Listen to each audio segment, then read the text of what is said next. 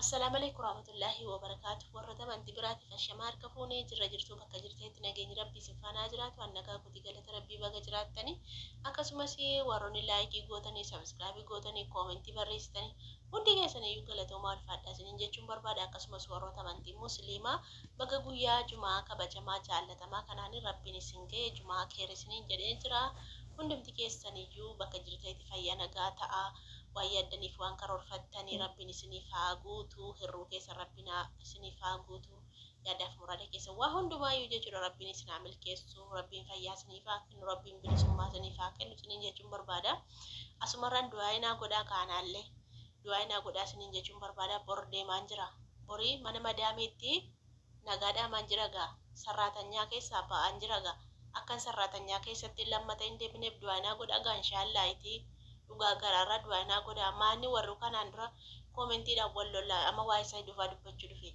amma kanaan dura gaa koomentiidhaan wal lollaa turre dhiifama gaa'ee yeroo tokko tokko afaan na ho'a tasuma hin beeku afaantu na ho'a dhiifama gaa'ee unateen na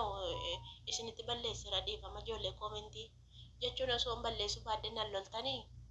anumatu yeroo tokko tokko sammuun shirshirna jedha. As keessan ture nan dulloome kamaa isin dulluma waan ta'eef dulluma takka na godha waan ta'eef narran ilaalinaa silli joochee unatti narran ilaalinaa maa boriif akkam gootu waan xiqqoo kan narra laaltanii nattaartanii warri na abaartanii narran ilaalinaa gaa dhiifama yaani dhiifama isinii godheera hunda keessanii jechuudha. Dhiifama isinii godheen jira isinii dhiifama naa godhaa isiniin jedha. Qirtaa argugamaa dhiifama naan gootanii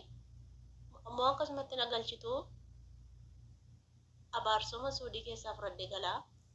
laakkii dhiifama naa godhaa laakkii haadha koo dhiifama naa godhaa dhugaan dhiifama isinii godhee jiraate ani silayyuu isinitti naa dhugaanuma balleesseedhaa dhiifama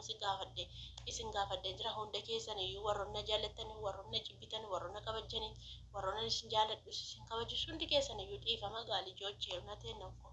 unatti dhiifama maanni bonan bohaare. Maanni yoo xiqqoo turre moo dingata walitti deebinee hin beeknu tasa safaanii na ho'ee kanaafuu dhiifama ammaaf dhiifama nan galaa nagumaan. Maanni isallee du'an na kaaraa.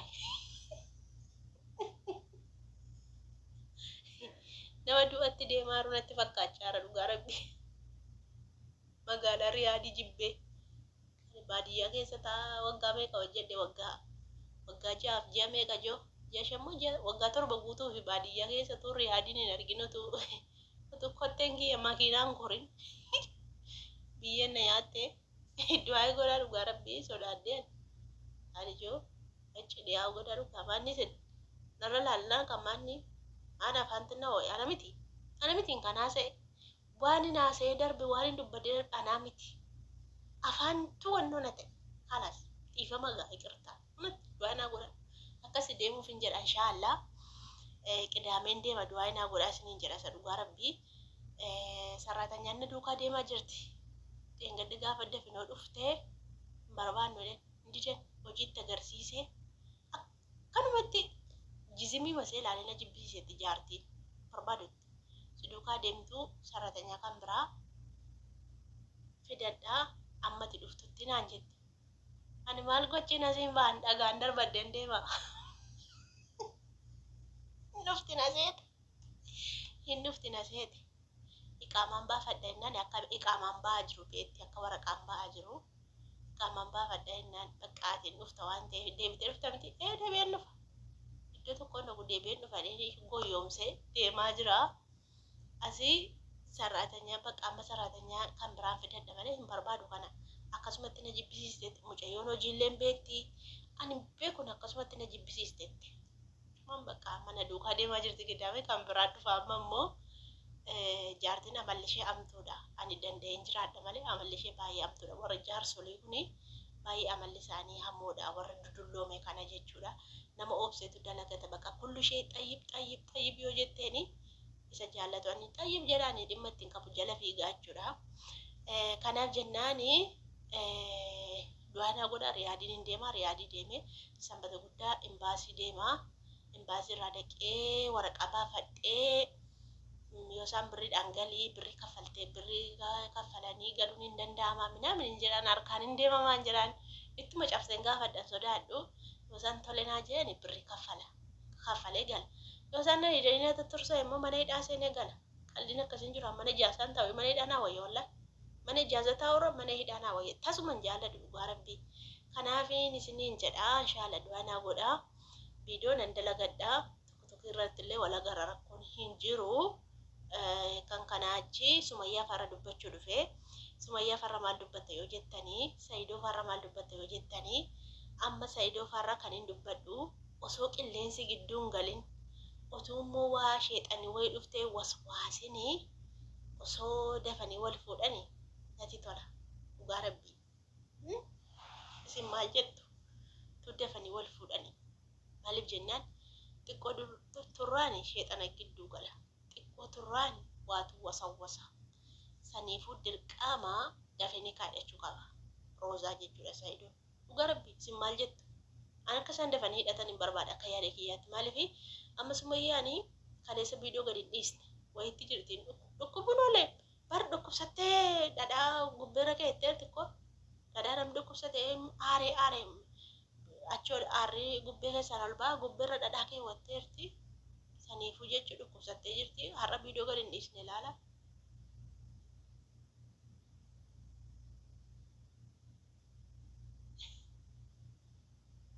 Itti dhuftee jiratti.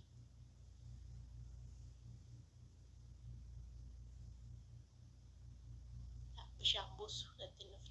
Kanaaf Sumayyaan amma yoo na waashine